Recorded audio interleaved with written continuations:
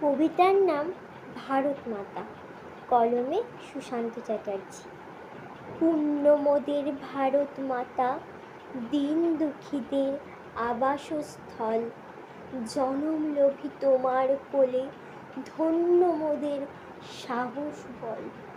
বক্ষে তোমার হাজার নদী, ঢেউ খোলা যায় সাগর পানে। তোমার বিরাট আকাশ ছেয়ে উড়ছে পাখি আপন মনে। তোমার স্নেহের আঁচল ভরা গন্ধরাজার গোলাপ গাছে। রঙিন পাখার ঝাপটা দিয়ে সকাল বিকেল পাতা নাচে।